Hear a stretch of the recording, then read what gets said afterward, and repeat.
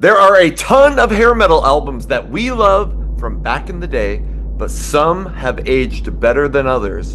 And that's the subject of today's video. Which hair metal albums have aged the best? We discuss that next on the Hair Metal Guru. The Hair Metal Guru, from Warren to Crew. The Hair Metal Guru, never forget Charlie too. Welcome to the Hair Metal Guru. My name is Anthony. They call me the Guru, and holy shit, I got my buddies Ryan and Metal Mike from the band Metalkast back for the attack, because today we're talking about hair metal albums or rock albums from back in the day that have aged particularly well. With that, let's welcome these guys back. Ryan, the singer for Metalkast, welcome back to the show. Thank you very much for having me. Very cool topic. And obviously, I could list most of my favorites, but generally they're classics for a reason. But I kind of dug deep into the albums that I've known for years and initially loved them. But not only did I grow to love them more over time, I discovered new stuff with each listen. And that was kind of the factor of the ones I chose. Awesome. Metal Mike, the creative force behind Metalkast. Play a little stringed instrumentation, Yeah. No, thanks for having us on, and it's always great talking with you guys about this kind of stuff. And I kind of took a different approach on a couple different albums. Some where I feel like maybe I wasn't mature enough to get the album at the time, or I think there's certain albums that had just kind of got pushed under the rug, and then when you go back and you listen to them, it was like, how did this album not be huge? And it's just aged so well. So I think there's a couple different aspects on some of the albums that I have, but I can't wait to talk about it with you guys. What was difficult about this topic for me is the amount. I'm like going through all these bands and going, shit, that one's still really good. And I, and it was like, well, which albums am I still listening to? Because you have your favorites from back in the day that I very rarely revisit. And I'll give you an example. I love Warrant, but I very rarely listen to Dirty Rotten Filthy Stinking Rich anymore. So, like there's albums that very rarely get a spin anymore, and there's a ton that still do. So I had to pick from all of those that I think still hold up well, and to narrow it down to 5 was a bitch. But I got it. So we each got 5 albums that have aged well in our minds. So with that, let's get into it. And we'll go like this. We'll go Ryan, Metal Mike, myself. Ryan, what is your number 5 album that has aged very well? Mine is Motley Crue 1994.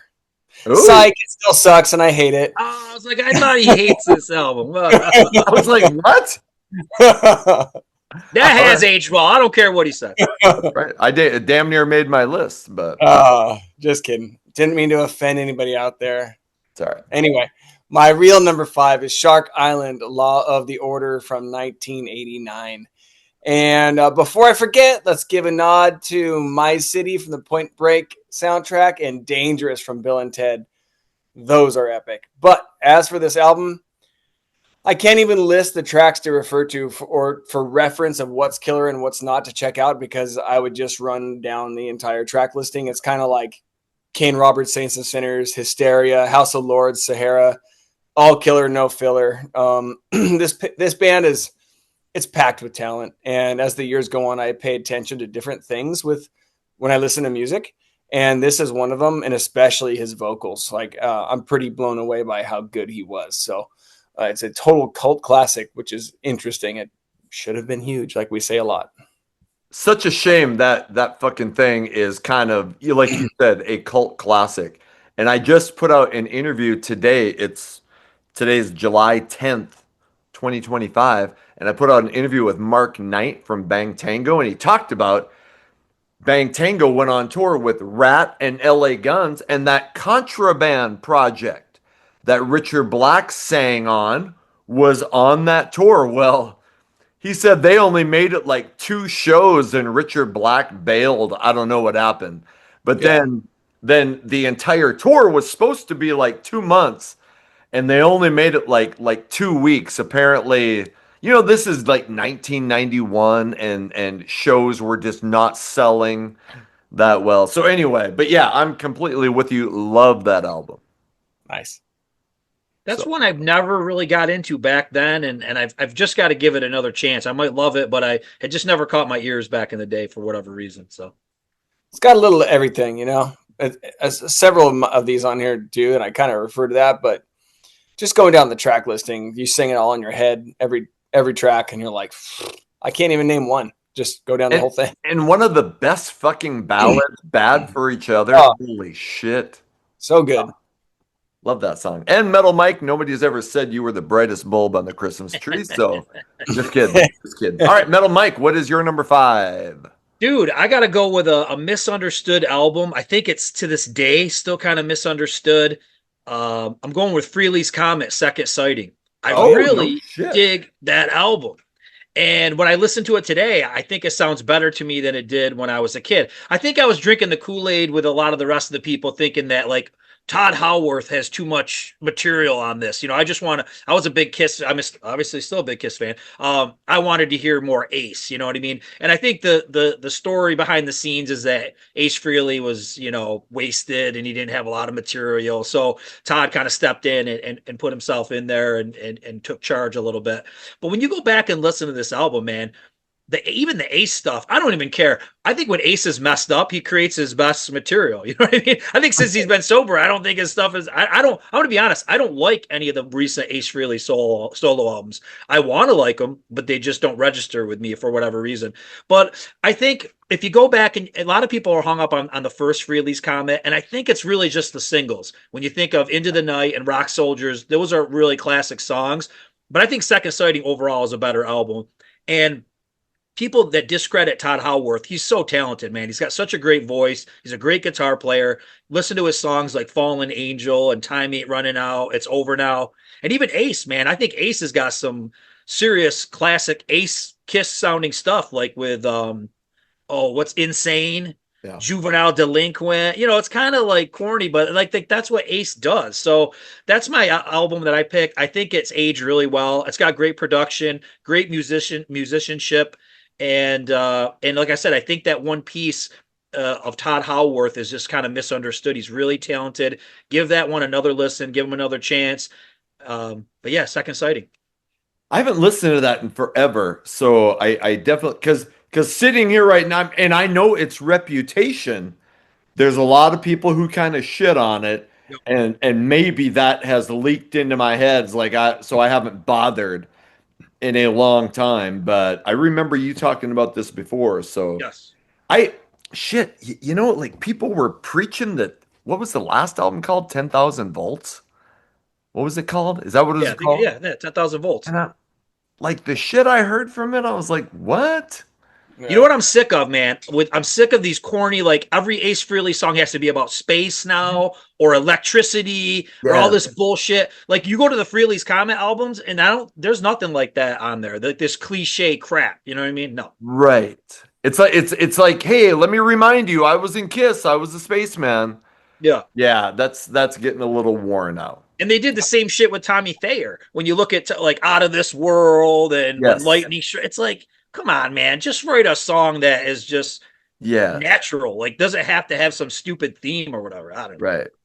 That's a great choice, dude. That's a great one. That's the album I got first by these guys. I know it the best. And I basically, I didn't ignore the first one, but this is the one I gravitated towards. And I've always really, really liked this one. And you and I have talked about that weird out of key shit that he and Kim Hooker can pull off, Ace and Kim Hooker, that it's like, it doesn't sound like it kind of sounds funky, but it's good. Like when the chorus of Dancing with Danger, how he drags out the word danger and you're like, danger. Ah! But it like somehow it works. And you're like, okay, that's kind of cool. And like the ballad, It's Over Now is amazing. Yeah. So great choice.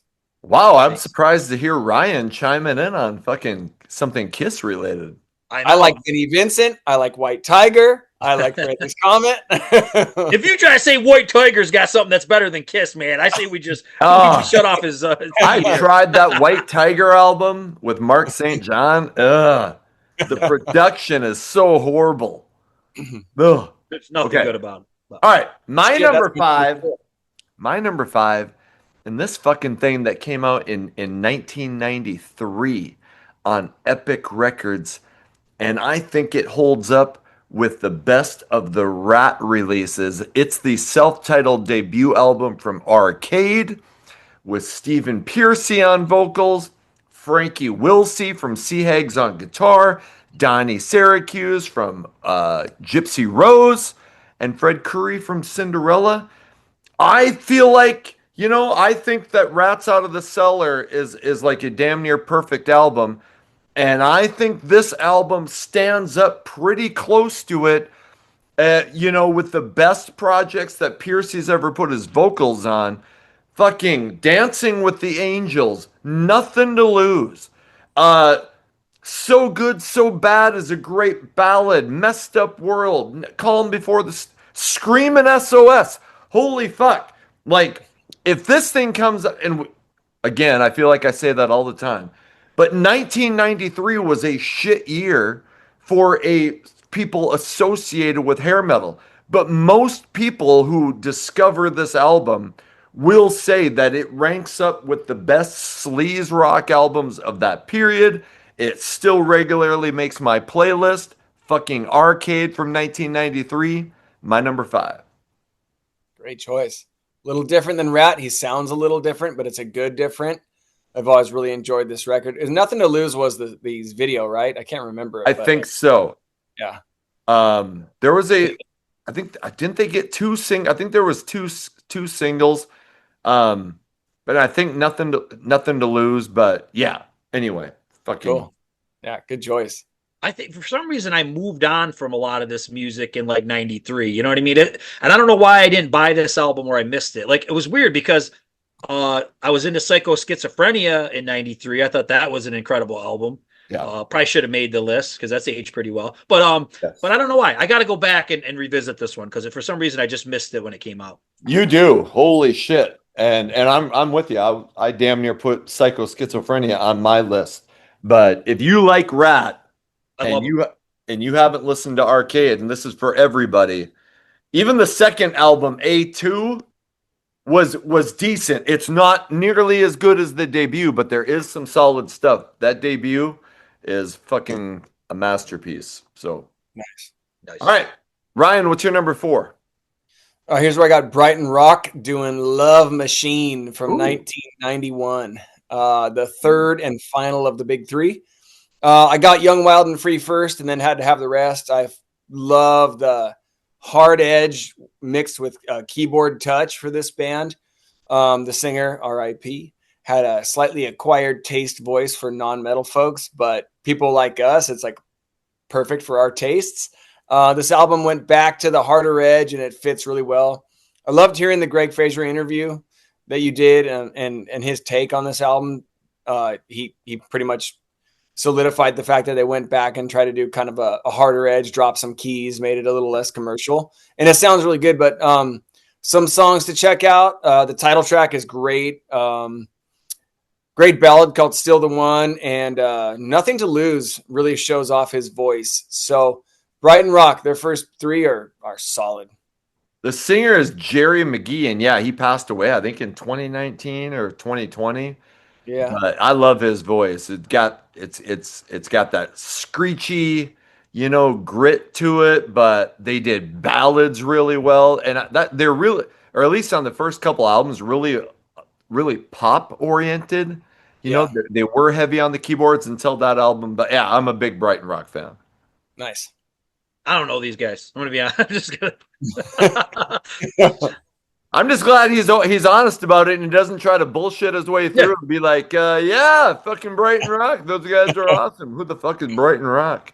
I think you like maybe some podcasts that we've done. You mentioned them maybe, and I probably heard a soundbite, putting him into the podcast or something. But other than that, I don't remember much about them. Yep. Yeah, you know what, dude? They might have been the very first band I listed in my very first video or podcast with you from the 1986, the top 10 of 1986, and their debut, I think, was number 10. So that might have been how. Okay. Yeah. Nice. Way back. Way back. way back at the beginning. I can't even remember what the fuck I did yesterday. And Ryan's like, on the very first podcast, number 10 was Brighton Rock. And that was followed by, no. I think I have like audio vanity where I listen to our shit like 18 times, and I'm like, Oh, yeah, I could do better. I could do better. Yeah. All right, Metal Mike, what's your number 4? number 4, man, I'm going with a band that probably, for the most part, for me, is like a greatest hits band. But for some reason, I bought this album when it came out in '94, and I'm going with Foreigner, Mr. Moonlight. Oh, wow. And this was one of those albums where I think I liked a couple of the tracks. The single was really good until the end of time. That actually was our wedding song that we danced to when we got married, me and my wife. Under the Gun, I thought was really cool, but then the rest of it just seemed kind of slow and like two 90s for me or whatever. And I just kind of put it away. You know what I mean? I just was like, wow, I just this isn't for me or whatever. And then over the years, I kept kind of revisiting this album and I'm like, okay, wait a minute. I'm starting to get this. Maybe I needed to be older and maybe a little bit more mellowed out to get into some of this stuff.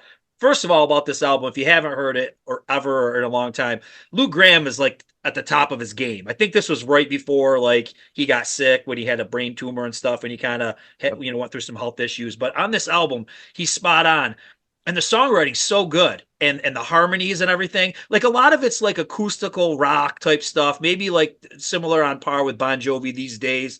But it's a really good album, man. Rain, Little White Lie, hole in my soul, I think it's called. There's just so many cool songs on this. Like I can just listen to the whole thing now, where like it was one of those ones where I just didn't get it. Maybe it was just too mellow for me at the time when I was younger, but now that I've gotten older, I was like, man, this album is really good. I get it now. Good harmonies, good melodies, and yeah, Mr. Moonlight. What was the first didn't they put out one or at least one video? Do you remember what I think video? all I need to know was the video off this, or until the end of time was the ballad. I know that had a video. Okay. I'm not really sure. It's hard when you go with these eras because if they made a video, it never got played or Never anything. saw So, it. with Arcade, same thing. When you were talking about Arcade, Arcade had Right. videos, but who the hell played them? You know what I Yeah. mean? Yeah. Yeah, I know of that album. I thought I remembered a song, but like right now I'm drawing a blank, but I'm a big Foreigner fan, so I should go back and check it out. Yeah, I think you would dig it.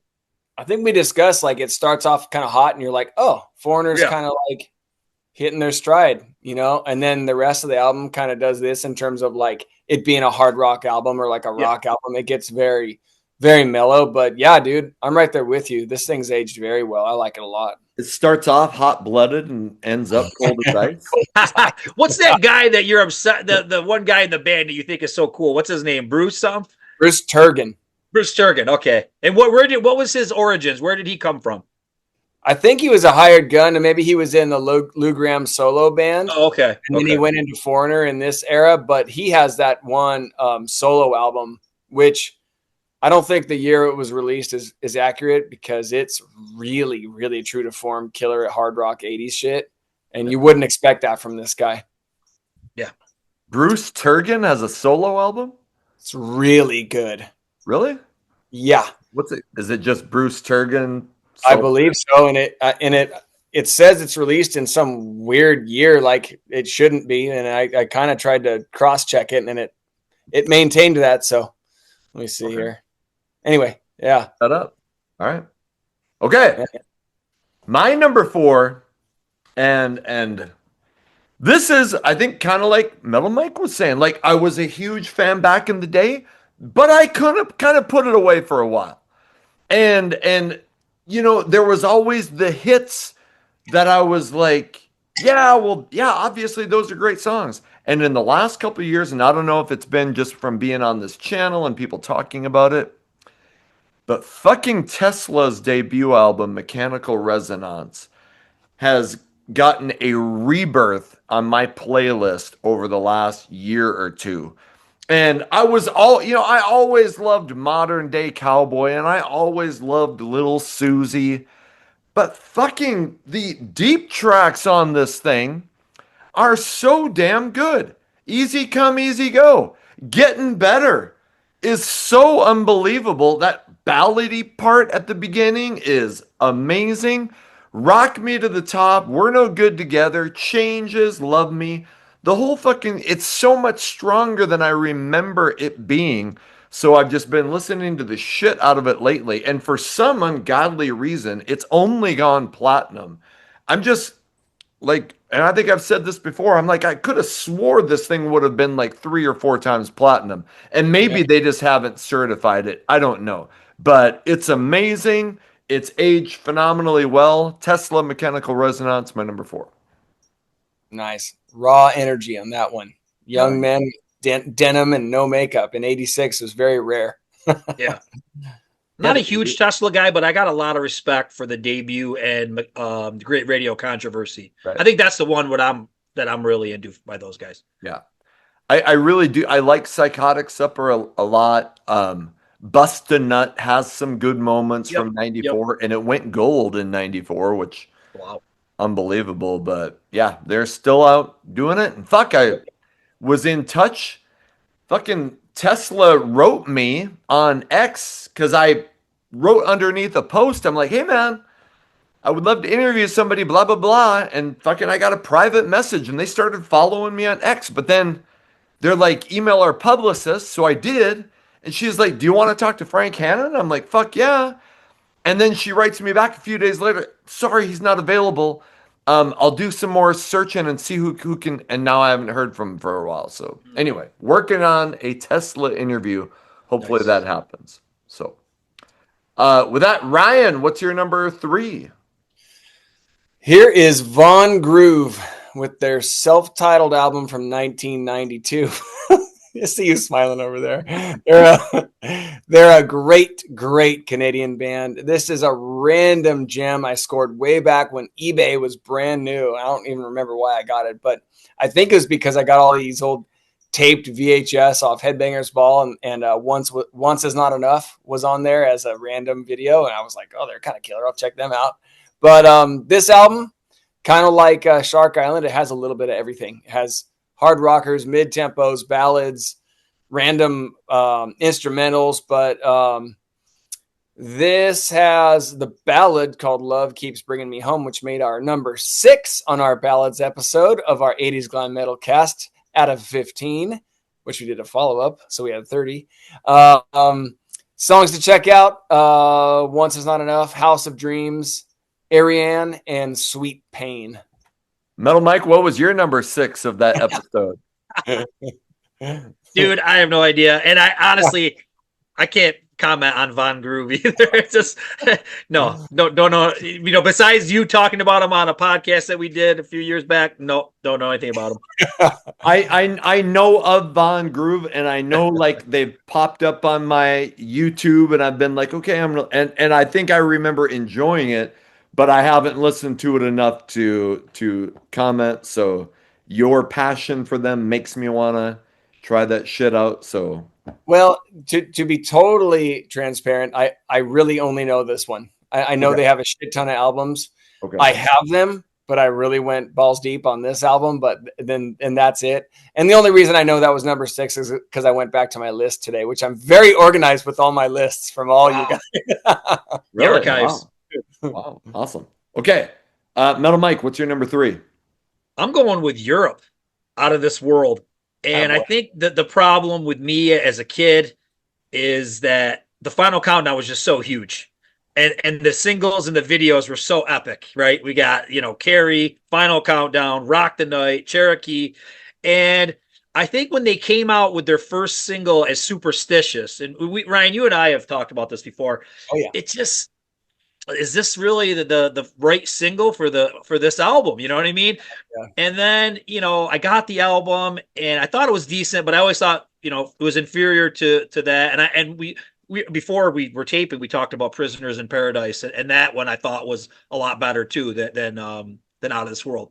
But over the years, and I think what happened, and there was a time, I don't know how many years ago it was, maybe 10, 15 years ago, but I had a tape deck in my car.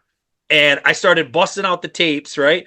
and when you listen to a tape, you tend to listen to the whole thing. It's kind of a pain in the ass to fast forward and rewind and all that shit. You know, the CDs, skip, skip, skip. Spotify, it's all skip type stuff or randomized. But cassettes, you tend to jam through the whole thing. And I started jamming on the cassette of Out of This World. And it kind of blew me away. I was like, this is really good. This is way better than I remembered.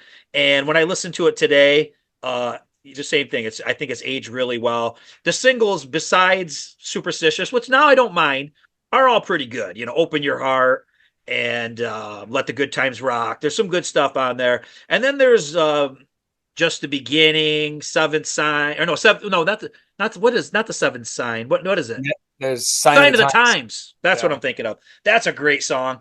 So just that album's aged really well. Very cool album. And I think as a whole, I like it better than the Final Countdown now. So,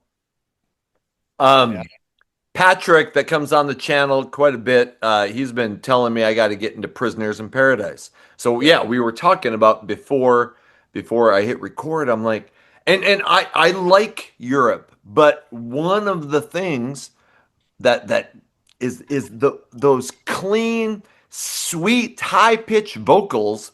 Just for some reason, it's like, and I can go, oh yeah, he's a good singer, but just those types of singers is not always my thing. So anyway, so I do like Prisoners in Paradise, but Out of This World, I'm also agree with you that first Superstitious, I was like, yeah, that's not really my thing. So yep, yeah, poor choice. yeah. All right, fuck. We are on to my number 3. Wait, Ryan loves this album. Wait a minute, we gotta hear from this guy. Oh, I thought he was. We gotta hear from this Ryan, guy. you got any comments about that? Oh shit. I totally agree with Superstitious. Probably a poor choice. Huge budget video. But they probably could have afforded it at that point. I realized that their album tracks are really standing out at this point because Prisoners is definitely my favorite still. But I will say that the hits still hold up. I still listen to the hits on Prisoners in Paradise. I still listen to the hits on this as well, but the album tracks really shine. And I'll also say that Open Your Heart, I believe it's definitely better than Carrie, but I don't know if it's better than the ones on Prisoners. But yeah, Just the Beginning, that's one of my favorites, and that pre-chorus is amazing. And there's guys like that, like Kelly Hansen and Joey Tempest, that have that real clean. So when they do randomly rasp it up or do a little falsetto, it's kind of cool, And like Tempest does it on the pre-chorus of Just the Beginning. He kind of reaches low and growls a little bit, and it's kind of like, that's fucking killer. But yeah, dude, not the first 3, what would it be? The third, fourth, and fifth album by them, I think. Mm-hmm. Or yeah, they had two that that are a little bit too like early metal. But yeah, those big 3 of Europe are way up there for me. All right. Okay. My number 3 is, okay, I think I got this thing at a used CD store, and I think it was in college. We were always making mixtapes for each other and shit, and somebody be like, oh, hey, here's some songs that I like, and, get your mix. And somebody put the sing Rattlesnake Kisses by Electric Angels on this cassette. So I end up finding the CD at a used CD store and listen to it, and I'm like, oh, Rattlesnake Kisses is good. Oh, there's a good ballad on there, and was like, yeah, that's a good band. But in the last few years, even before I started this channel, the more I go back to that album, the more I'm like, wait a minute. That song should have been a hit. That song could have been a hit. That ballad should have. So it came out in 1990. It was on Atlantic. Electric Angels formed out of the ashes of a Hollywood band called Candy and ended up with a new singer from Electric Angels, put out an album. And then when that album doesn't break, they put together another band with the same drummer, bass player, and singer and that band was called The Loveless, put out an album in 1995 that I love. But this Electric Angels album, I've talked about it so many times, and sometimes I'm like, ah, you're going to bring it up again. But it is so damn good. And I'll just give you a few tracks. Rattlesnake Kisses, Head Above Water, Home Sweet Homicide. Oh, the lyrical content is fucking great. The Drinking Song, Whiplash, and then the ballad True Love and Other Fairy Tales. Everybody who loves ballads should know that song. It is one of my favorite albums of all time, and I still regularly listen to it, so I can't recommend it enough. The 1990 album from Electric Angels. Nice. I got to give it another fair shake, dude.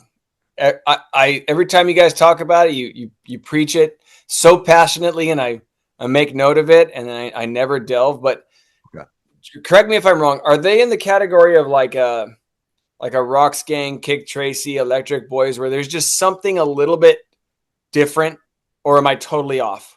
Maybe like, but like there, it's not funk, but it's almost a little bit more poppy than Okay. your, than Rock's Gang. I mean, it's pop rock with a sometimes metal edge, but like even I talked to the singer quite a bit. He's like, we weren't metal.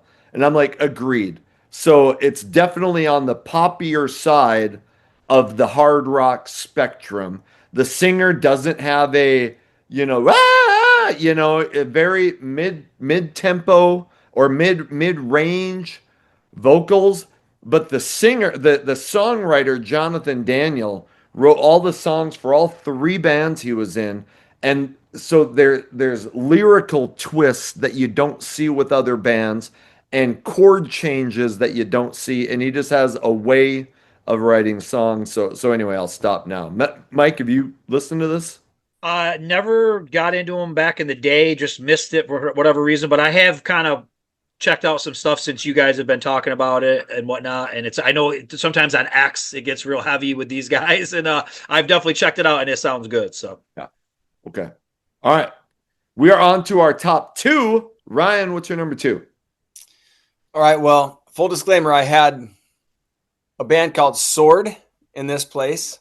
That was the former singer for Saints and Sinners, Canadian band. Very killer. And then I had Judas Priest Painkiller. And then I had Judas Priest Turbo. And I settled on Vince Neil Exposed 1993. And as the years go by, I appreciate Vince staying more true to form more and more and more, because it is very true to form shit. The guitar effects were a little bit distracting at first, but as I've grown with this album, I think that they're pretty interesting, and I think Steve Stevens brought a pretty cool element to this band. It was just kind of a cool direction for Vince at the time. It's still hard shit, hard rock, all that stuff, but he's singing in that Primal Scream tone where he's a little bit more growly and a little less smoking in the boys' room squeaky. But he's able to appeal to kind of newer fans or crew fans. And I don't know how many newer fans they got, but a lot of crew fans were down. But as the years go by, I gravitate towards Fine, Fine Wine. I love that song. I love Living as a Luxury. And I really like the ballad Forever. And then, of course, You're Invited, But Your Friend Can't Come as a gem. But yeah, that ballad Forever, I've said before, had that been on Dr. Feelgood, it might have made it, 8 times platinum, not just 6. So, yeah. Mike, what do you think? this album has aged really well. I kind of considered it, but then part of me was like, I kind of like this right out of the gate, and still do. My only gripe with this album is it's like there's two styles of things happening on this album, right? There's the corniest of corn, like Sister of Pain and Have Your Cake and Eat It Too. And then there's this kind of deeper shit, like I know they covered Set Me Free by Sweet. It's a little bit heavier, but then like The Edge is a little bit more depth than Vince is known for. You know what I mean? I love songs like that. And Living as a Luxury, that's my favorite song on the album. Glad you mentioned that. I love this album. I love the guitar work. It's so damn good. I like the effects. I like when he plays the Spanish guitar. Vince is vocally in top form here, and really good songs. Did he really write anything on here? I mean, he's got credits, but I don't know. but I appreciate like this is Vince's vision. Motley Crue is Nikki Sixx's vision. I appreciate to hear what Vince's vision was. Poorly timed and all that bullshit, you know, in 1993 or whatever. But I love this album, and there's just certain songs, like I said, I like "Can't Change Me." I like "Forever." I like all that stuff. I mean, I really like this album. So I really think there needs to be a video at some time where we do the '94 Motley album head to head against Vince Neil. I think that would be a yeah, blast to do. I think a lot of fans would be into that. So yep, anyway, Well, yeah. and I agree. Like when I didn't get it when it came out, but when I first got it, sometime in the '90s, it was I liked it, but I was so obsessed with "You're Invited but Your Friend Can't Come" and like "Sister of Pain" that I kind of ignored a lot of it. And as the years went by, the reason it's a grower to me, not a shower, is that I I started delving into some of the other songs like "Living Is a Luxury." I started getting appreciating the ballads. And then, yeah, Fine, Fine Wine with that intro bass thing is so good. So I think that's probably why. And I was like, Steve Stevens is really smoking on this album too. And it was just kind of a cool era for these guys. You know, they're coming off like mega stardom with Billy Idol and Motley Crue, tons of money, tons of fame. And they were just kind of like, fuck it, let's just make something we want to do. Had some help from some heavy hitters like Jack Blades and stuff. So yeah, it's just kind of a cool era, and I love that Vince struck first, so he's the winner yeah. in my books. All right. Okay, we're moving on to Metal Mike's number 2. Oh man, I was so into talking about Vince Neil, I forgot that that wasn't. Now it's my turn. Okay, Queensryche, Rage for Order. And I think as a kid back in the day, you know, I probably got Operation Mindcrime first. I believe I did. And I think I was so blown away by that because the concept and all the talking and stories. And I mean, it's pretty damn epic. But I think over time, I've kept listening. Oh, that's my dryer. Oh, I got to go. Okay. So, so the Rage for Order I think is really aged really well, and people, this was just on X the other day, people were just talking about like criminally underrated album, such a good album. There's always something new to kind of discover with this. And you know, some people like Guru will probably tell you he's not big into Jeff Tate's voice, but if you like the Jeff Tate vocals, I mean, he's killing it on this album. I mean, Walk in the Shadows, Dreaming Infrared. And I think there's some more mellow type stuff on here that maybe I didn't get so much when I was younger, but now when I listen to it, like London and I Will Remember, I mean, that's like, I don't sound corny or cheesy, but it's like a friggin' beautiful song, man. It's really well written and it makes you feel something. You know what I mean? So I think that's what's cool about Queensryche, because there's some depth there. There's new things to unpack. You almost wonder, are other albums of theirs concept albums, and you can start to hear stories within these songs and everything. So as where, you know, you look at something like Vince Neil Exposed, it's pretty cut and dry on what it is. Queensryche is kind of one of those bands that just keeps you guessing, like, you know, what is this about? What are they trying to say? How, and musicianship wise, is it's just sick when you think of the original band with Chris DeGarmo and Jeff Tate in there and Chris Rockenfeld or whatever. It almost makes you, as me as a musician, it's like I want to quit playing music because these guys are like so damn good.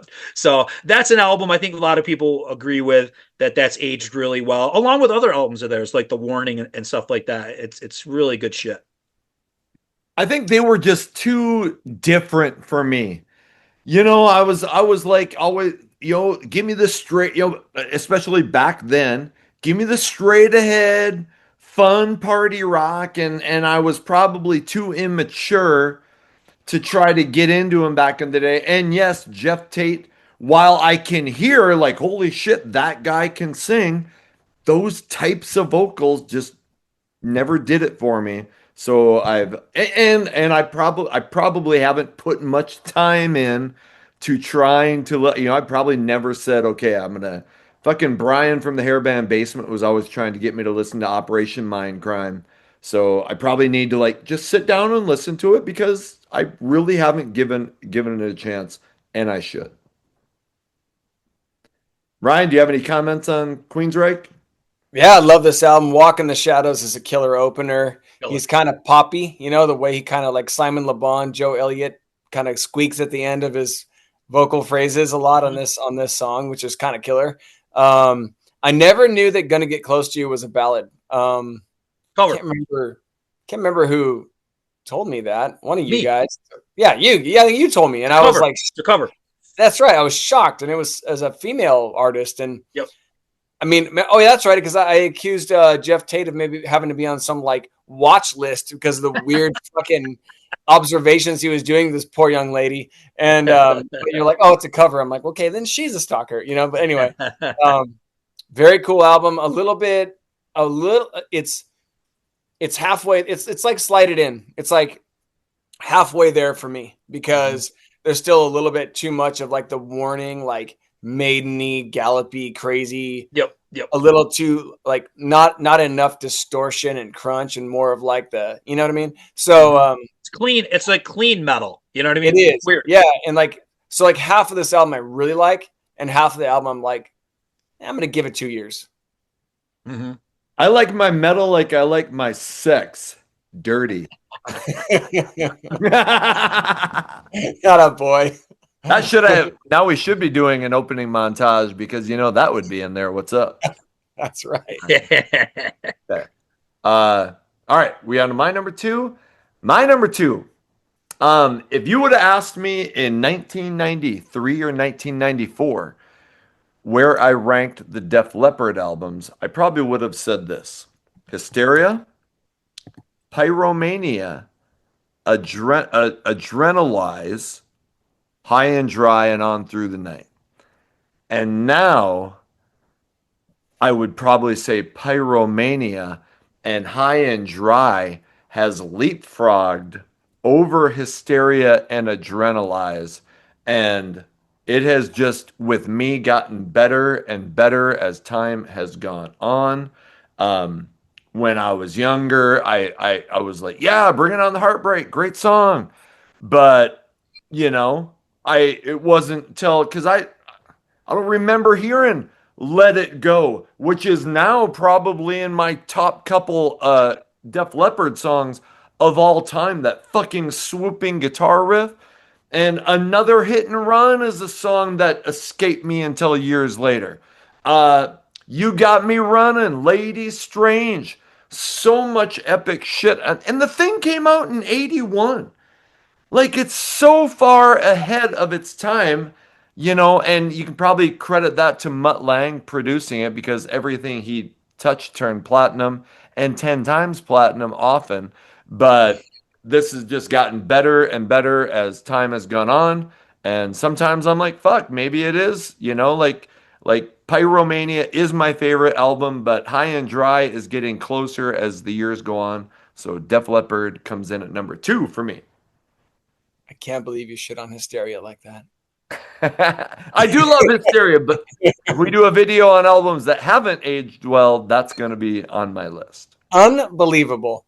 But I love the Def Leppard pick, obviously. I know Metal Mike loves it too, but Look, I've said it numerous times that I'm not huge into Def Leppard, but one thing I can say that where I'm really starting to come around to Def Leppard is the production. You know what I mean? Because just coming off of making a CD that we did, you know what I mean? And you start to think about production a lot more when you're doing something. And when I listen to like those huge choruses from Hysteria and Adrenalize and the multi guitars, and I know that's not what you were talking about with High and Dry, but I'm coming around, man. Yeah, I'm getting more into Def Leppard every day. And you know what album I really like, which is an oddball thing, and I'm going to explain why. And this is a total sidebar. I really like Euphoria. And you know why I like Euphoria? Is because it's the same kind of deal as Mr. Moonlight. Like at that moment, there wasn't a lot of like hair metal type albums coming out. Like, so that's why I got into Euphoria, even though I wasn't a big Def Leppard guy. Because what year did that come out? 97? 98. 98 or whatever.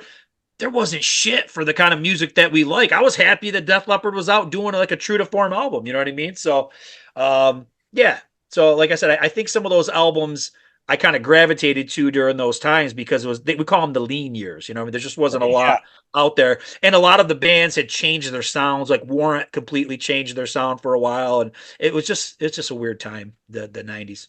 What year did Euphoria come out, Ryan?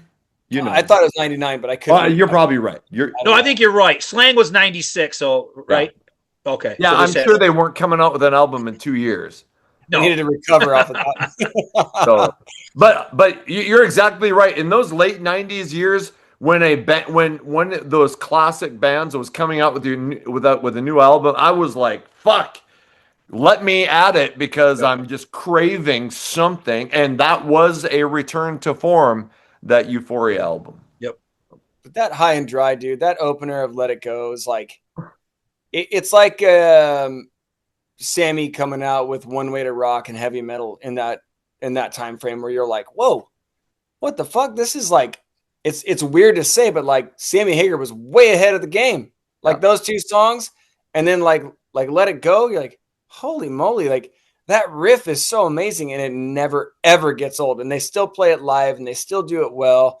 But that's another album where you can just kind of let it go and let it play, and like those albums from 81 to 92, you can really just play, and there's not a dead spot. And like, that's the original All Killer No Filler, is those guys coming out with those albums in the early 80s and late 80s. And this is one of the epitomes of that. Okay. Now we're moving on to our who just went? I did. Now we're on to our number ones. Ryan, what's your number one? All right. Well, I guess there's a reason why the band Metalkast just jives so well, is because Queensryche Empire is my number one. And I'll just start off with some tracks. Best I Can, Silent Lucidity, Empire, Jet City Woman, Another Rainy Night, Is There Anybody Listening? And my favorite, Resistance. And that was their opener on this tour. And it's a lot like Walk in the Shadows, where it just comes out rolling. And those drums, I fucking love Queensryche drums. They have like an extra beat in there somewhere. It's not the Phil Rudd.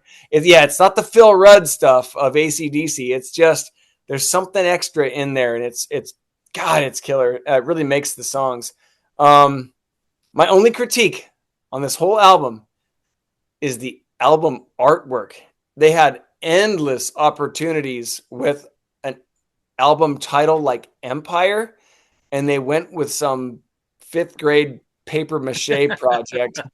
And I have no idea why they did that. But I will say this.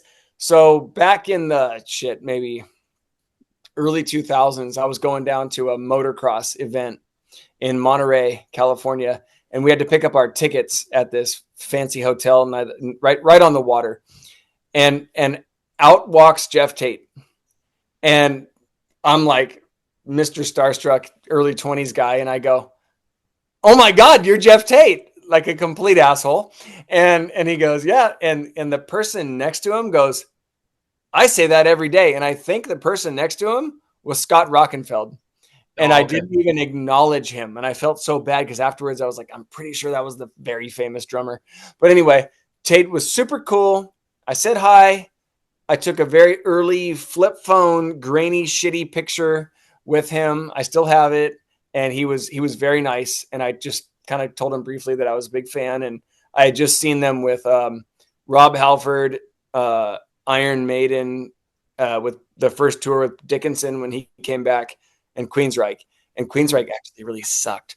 But Rob Halford was really killer. Probably stole the show.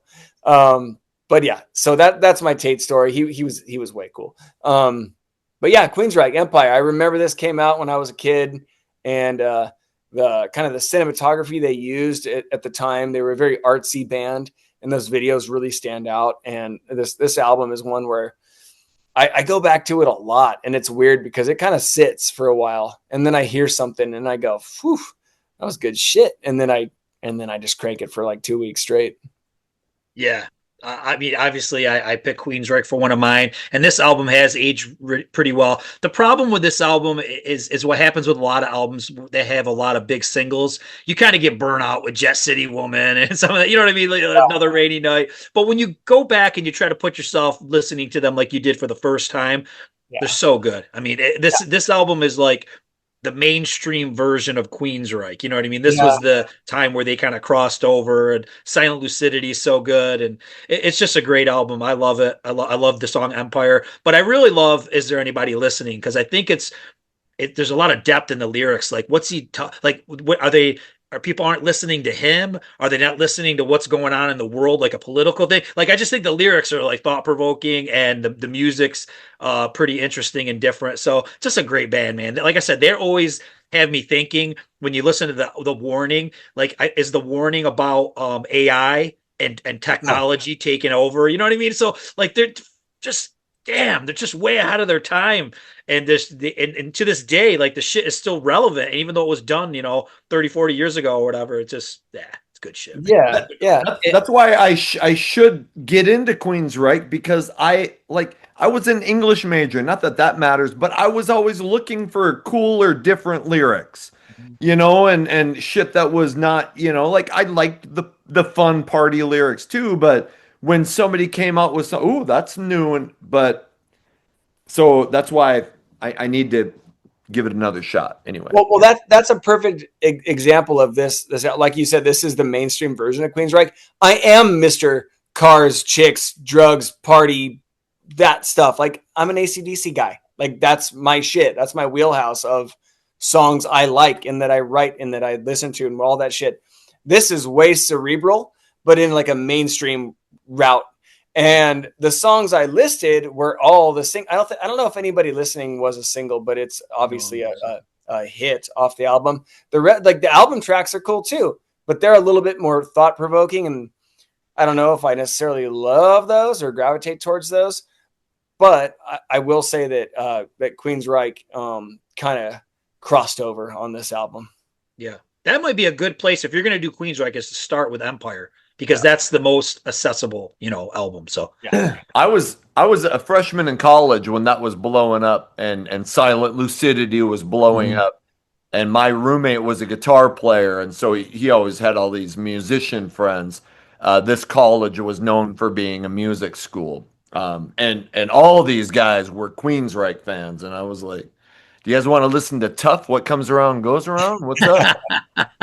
So, Did they all accuse Silent City of being a Pink Floyd ripoff, like we all thought when it first came they out? were like they shouldn't be doing ballads and shit like that. They were Yeah. all like about the posers, and they gave me tons of shit for liking Poison. And all right, let's move on to Mike's number one. this one might surprise you. This is a pretty well-known album, but I think it's an example of one of those ones where when it came out, I loved it. But like today, I can listen to it and still say, "Wow!" Like, I think it's really respected as one of the best from the hair metal genre, and it's Pretty Boy Floyd, Leather Boys with Electric Toys, man. If you say that hasn't aged well, you're freaking crazy, man. It's good shit. What do I say? I mean, okay, who wrote the songs? Because they're timeless. Was it Ariel Styles? Was it the guys in Pretty Boy Floyd? There's no songwriting credits on the album to be seen, so it makes things that make you go, hmm. But those songs are really well written, and I could go through a bunch of them. Wild Angels. It's Mhm. just a cool song. It's just a really good song. Your Mama Won't Know. Just they're just fun. The Last Kiss, kind of sentimental. You know what I mean? It's like, it makes you think back to the old days, maybe when you're at the high school dance, and I want to be with you, all that kind of stuff. Like, it just works, man. And I really do. I think it's one of the best of the hair metal genre. But at the time, we just didn't know it. You know what I mean? I think everybody's was so wrapped up in Poison and Motley Crue and all that kind of stuff. But shit, man, I would put this over Poison's debut any day. I think it's better. I don't think that album's that strong. I think it has strong singles, but I don't think it has any really strong deep tracks for me, where I think I can listen to every single song on this. This is just a killer album. Maybe they just were at the wrong time. Like in '89, nobody looked like that. So maybe that Right. was a turnoff for some people. I don't know. What they were on MCA Records. There's a lot of stories that maybe that was part of the problem, but they were given two singles and one was a ballad. So Yep. it just wasn't working. And what's funny, I think I talked with Christy Majors before, and they deliberately did that video black and white to try to tone down their look, Oh, because really? it was so colorful. with rock and roll is going to set the night on fire. I think they wanted to tone down the image and tone down the look and the outfits and all that kind of shit that was deliberate. So maybe just the wrong time, but I think most people agree that this is one of the best of the hair metal genre. So I think it's aged really well. I love that album. And it was interesting how I felt like in some of the songs, it was like they were combining the 50s aesthetic with hair metal. Like some of the lyrics, like as Yes. I was walking out of class the other day at Yes. school. I mean, that was like it was totally your mama won't know Yep. was really similar to that. And at a like you just said, at a time when people were toning down the image, they were like, fuck it. Let's Yep. fucking tone it up. And I loved it, and I love that album. So I'm right with you. Yep. Great choice. Great Toast to the Town cover too. Hell Oh yeah. yeah. It was just recently the Guru's Glam Slam pick of the week. So fucking hell. Nice. Good All right. choice. Okay. My number one, and I'll just put a disclaimer. Maybe this is going to be my attempt at being like Ryan, but I absolutely could have had Warrant Dog Eat Dog. I feel like that album has aged as well as anything, but I always loved it. So I decided to go with something different, and an album that when I first got it, I was like, okay, kind of put it away. And then you know how it goes. Like years later, you're looking through your CD collection. You're like, fuck, I like that. I like some of that shit. So I'm gonna throw it. So I'm talking about Kicks and I'm talking about Hotwire. Yep. And I love to blow my fuse. And I remember buying Hotwire, and put it away. Like listen to it once, and I was like, it's okay. And then pull it back out years later, and suddenly over the last couple of years, that album has just exploded for me. And so many songs that I didn't know about back in the day, or knew but just didn't get. Girl Money is so, I can't believe that song didn't blow up. Loveaholic has one of the catchiest choruses ever. Tear Down the Walls is a fantastic ballad. Bump the La La, Rock and Roll Overdose, Same Jane, Heebie Jeebie Crush. It's full of catchy as shit hair metal. It came out in 91, so yes, it was coming out at the wrong time, but you would have thought, I mean, with how good Blow My Fuse was, that people would have given this more of a chance. It sold, I think, 200,000 copies. But it is aged phenomenally well. I love this album. Kicks Hotwire comes in at number one for me. Wow. That's I hate to say it, but that's kind of the opposite for me. I've kind of like, I don't know what it is about. I love Girl Money. I love that ballad. Tear Down the Walls, I feel like is 1,000 times better than Don't Close Your Eyes. I don't know why. Don't Close Your Eyes, I've just never really liked that. I'm totally off there. I get it. But I really like this one. This album, though, trust me, huge Kicks guy. I have tried and tried and tried, but hey, maybe it's a grower. Maybe I'll just keep going and I'll like it in 10 years from now. Who knows? I've There you owned go. it for that long. Mike? I've always loved Blow My Fuse. I still think that is their best album. Most people, a lot of people agree with that. Yep. But funny thing with this one, I remember somebody let me borrow this back in '91, and I just remember dismissing it. I was like, no, because as you guys know, I'm not a huge AC/DC guy, and this is very. There's a lot of AC/DC stuff going on this album, Yeah. which Kicks kind of do a lot of AC/DC type style, anyways. So I completely dismissed this. Nope, not for me. And then I don't know how many years ago it was, but I had Brian Forsyth on the podcast, and I went back and I listened to this album, and I was like, man, this is really good. Especially like you said, Girl Money and Tear Down the Walls, like killer songs. And there was some of the other ones that I heard too were really good. So I agree with you that this is a grower. This sounds a lot better now to me than it did back when I first heard it. Yeah, 100% agree. Yeah, and I don't mean to say like I like the album. I just don't know if it's grown on me like Midnight Dynamite and Blow My Fuse have like stayed in my CD player, if you will. This one, the live album that came out on this tour, I believe, really sold me. I think that was this tour, and I could be wrong, but I have that album, Do you guys know if that's accurate? I think the live album came out in '93, didn't it? But it Yes, was probably it, from this tour. it's got to be on this tour. And I really did like the stuff they did from this album on that live album, and it got me kind of re-engaged. And you know, I've when I said I've owned this for 10 years, I've probably owned this for 25 years or something like that. And the live album the same, and I liked it. I just don't know. It's going to take a while for me. I don't know what it is, but maybe it's the song titles. Maybe I'm just like thrown off by the song titles or something. Listen to Loveaholic. That was the song that was I was like, wait a minute, what the hell am I missing? Because I hear that title, Loveaholic, and oh, fuck, here we go.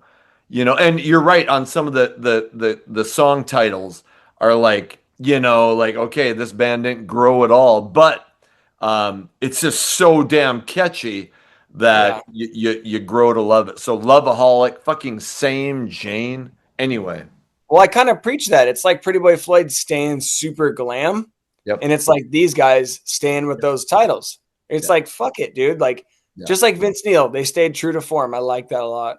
I think with a lot of these, it's like if you could have turned the dial back, right? Like if Blow My Fuse came out in '87 and this came out in '89, you'd be having a different conversation about it. It was just that the public was kind of set with this kind of stuff.